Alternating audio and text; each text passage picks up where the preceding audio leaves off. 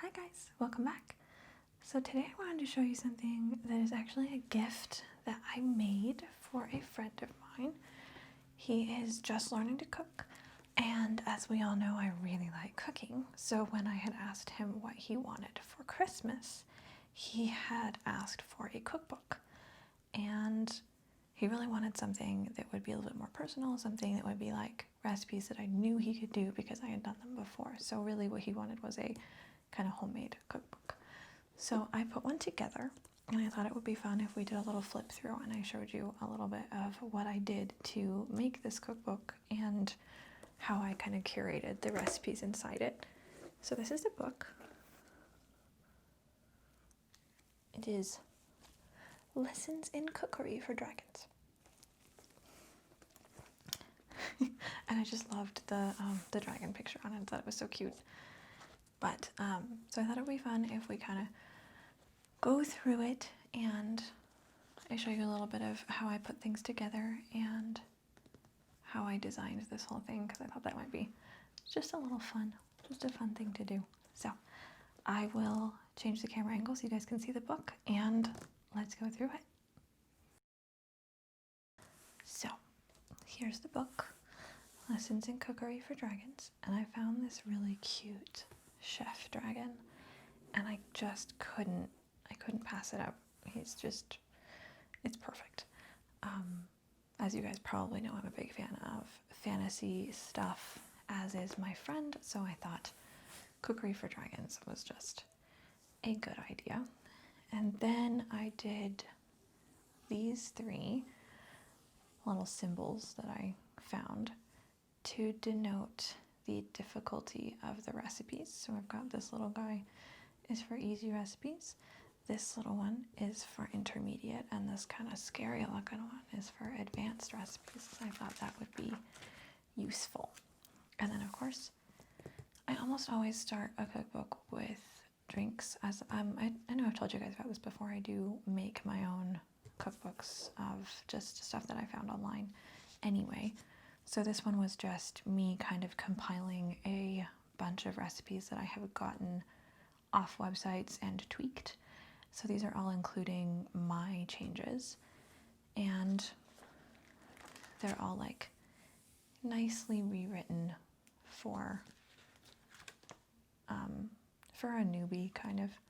So I've got little chef's notes, I've got stuff like that. But on the opener page, I have the name of the section, and then the recipes included in the section. I think this is the shortest section, is drinks, but I don't have a ton of drinks recipes.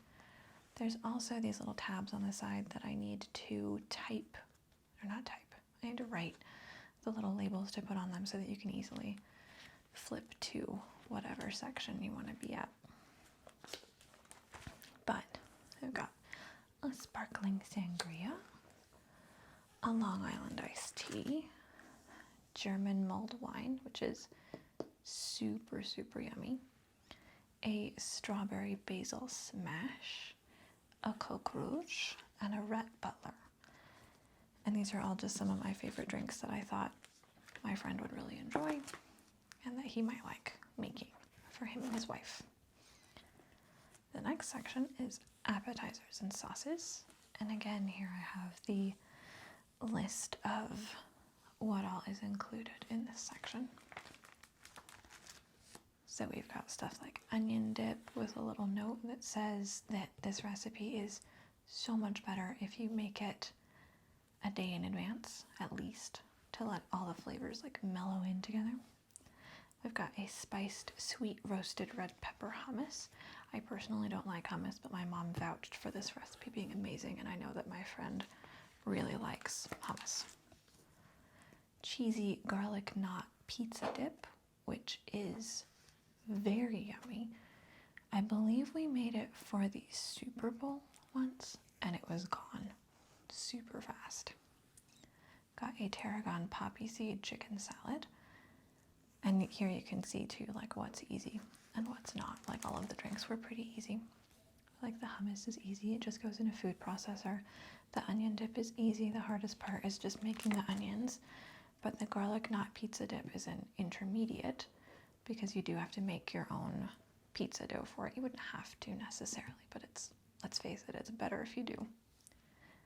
Have a Guinness Dubliner dip that I actually found this year and made for my mom for her birthday, and it is just amazing. Have Asiago chive arugula that is also an intermediate, but it's not too terribly difficult. It's just a little bit trickier if you've only just started out with cooking. And then cheese straws. And then we get into sauces. And most of my sauces are easy. This one is a Pizza Hut pizza sauce, a copycat recipe, and we've modified it just a little bit to make it way better. And it's just my favorite pizza sauce, really. I really like it. I have an Asiago cheese sauce it's one that I've had for probably close to a decade at this point, and I make it all the time, super easy, super delicious. White wine garlic cream sauce, red wine shallot reduction, a Thai peanut sauce. This one is really, really, really good. I have a super quick version that I will do sometimes as well that I can just whip up in 2 minutes. Vodka sauce, which is one of my favorite pasta sauces in general, and a béarnaise for chicken and steak and stuff like that. And of course, cranberry sauce with bourbon, vanilla bean, and orange.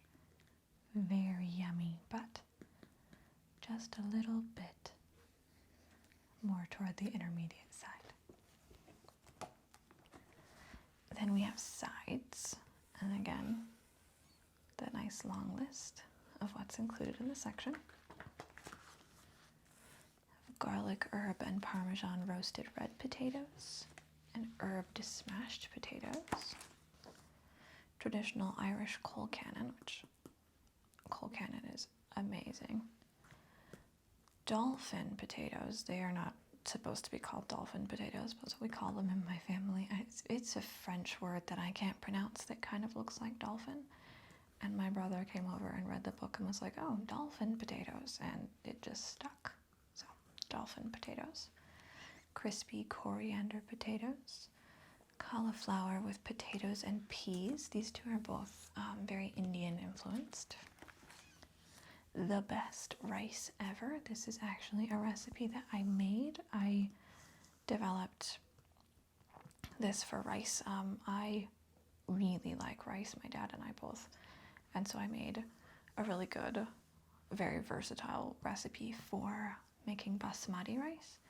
And I'm hoping that this does really well for my friends because I don't really have a recipe. I had to make rice and kind of write down what I was doing while I was going to try to figure out what exactly I do.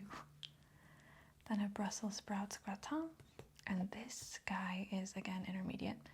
This one is kind of tricky to do, but really, really, really yummy. And I really only make it for Thanksgiving because it takes a couple of hours and I need the entire kitchen to make it. I've got roasted winter vegetables, I've got roasted red onion flowers, herby potatoes. That is, again, a recipe that my mom made up, actually. And then peas with prosciutto. We've got ginger glazed carrots. That recipe was originally from Alton Brown, and I tweaked it, changed stuff around, and I really like my version better. I have a mixed berry fruit salad.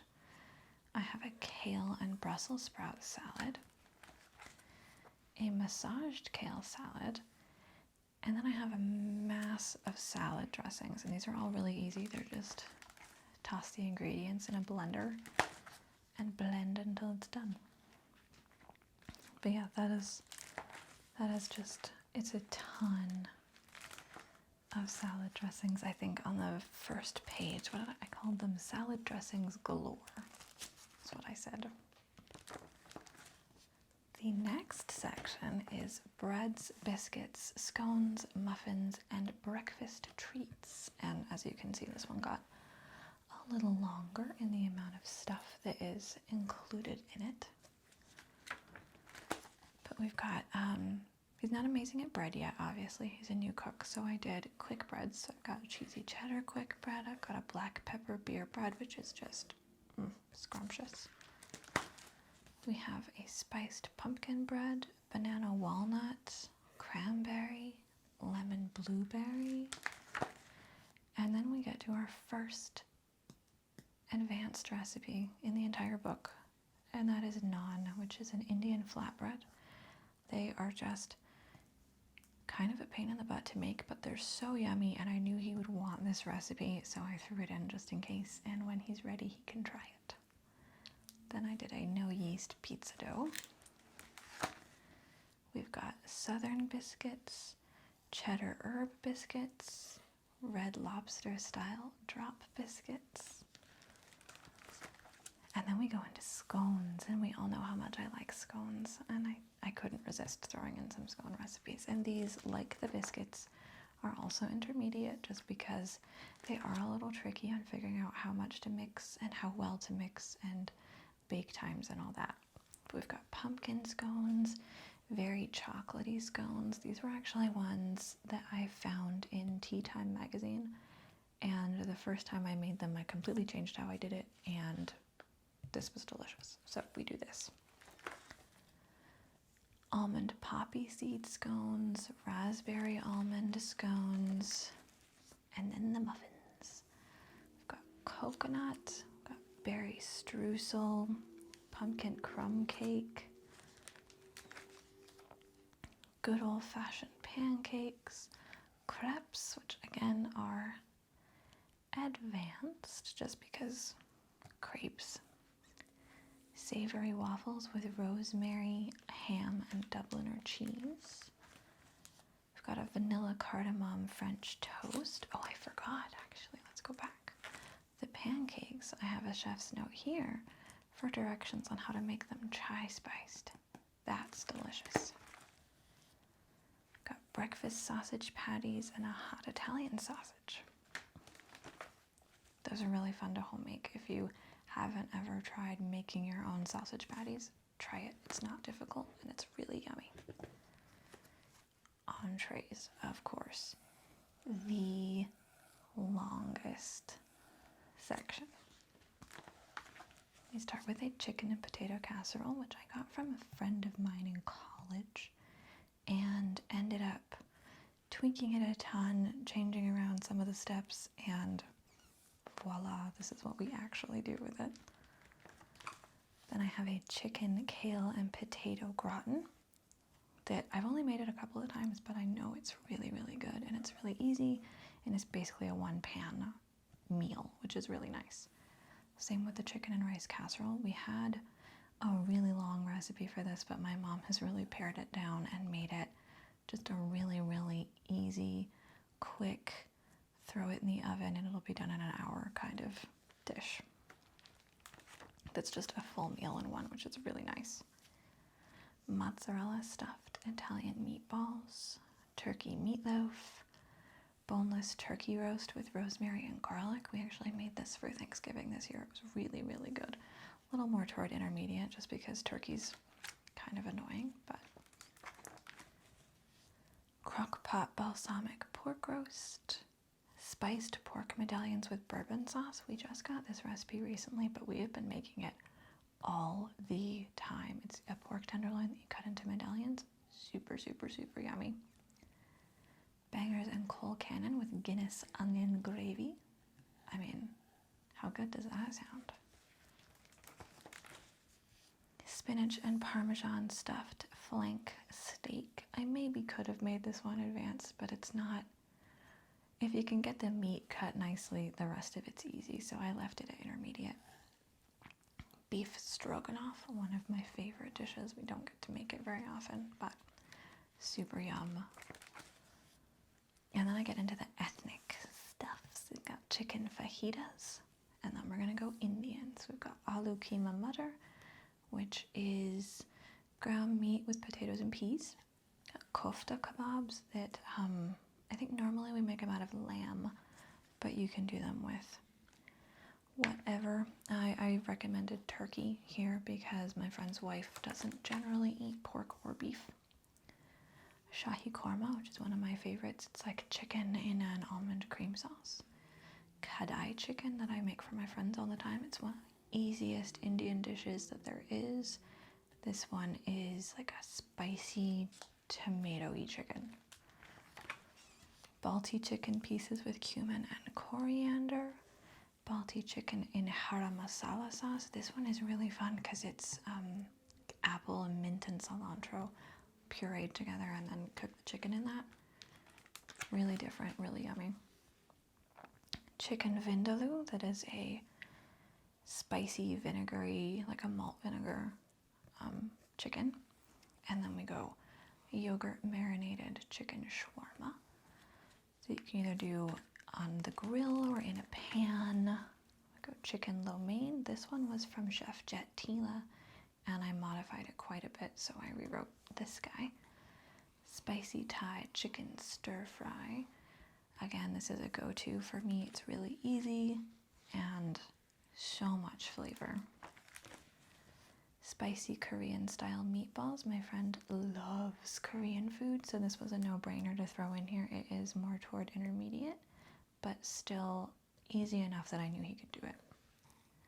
And then we're gonna go pastas. So we've got lemon and pea Alfredo, and a lot of these are Giada De Laurentiis, and I've just modified them because she can do some weird stuff with her pastas. Lemon pasta with chicken and broccoli. Creamy baked fettuccine with Asiago and thyme. Tagliatelle with prosciutto and peas. Black pepper stir-fried noodles. The world's best lasagna, and it's not kidding. We found this recipe online and we only tweaked it a little bit. It's the best lasagna. And then a penne with pork ragu, and this one again is intermediate. It's a little tricky, but it's so good.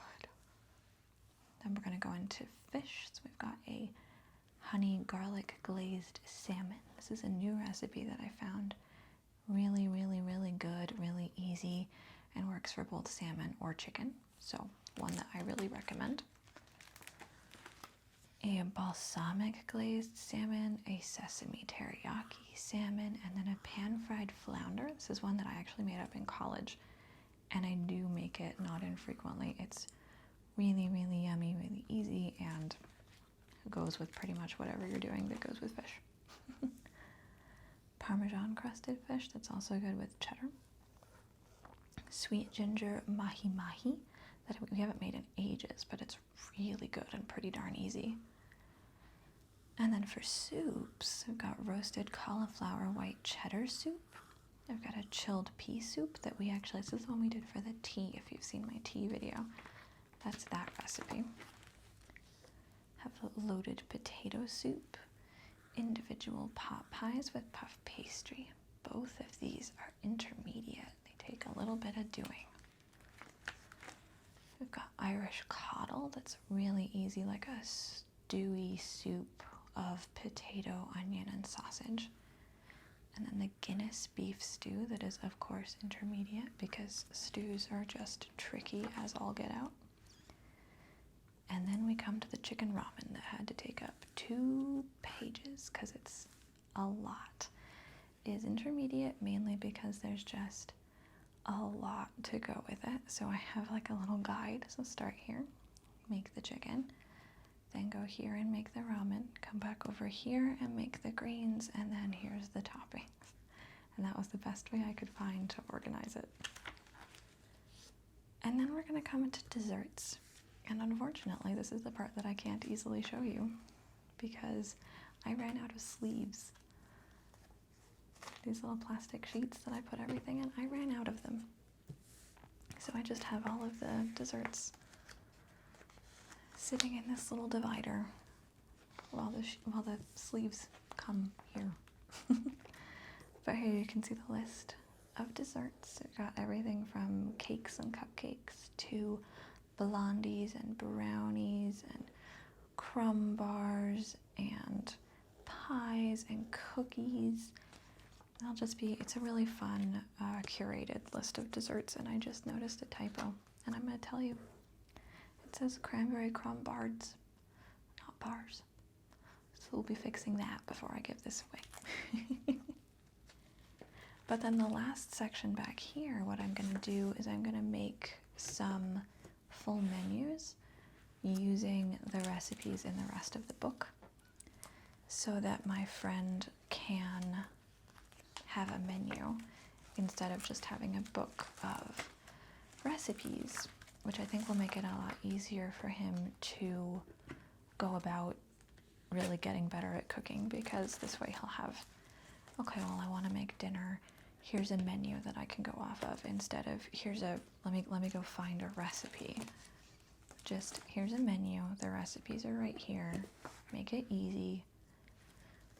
And hopefully it'll be a lot of fun for him. I'm hoping he really enjoys it. This was a lot of fun and obviously a lot of work to put together, but I really had fun with it and I'm hoping that he really likes it too. I hope you guys enjoyed this video. Let me know what you think of my work, and if you like it, if you want any of the recipes, let me know as usual and I can get them to you. You guys have a great, great January. Welcome to the new year, and I'll see you next time. Bye.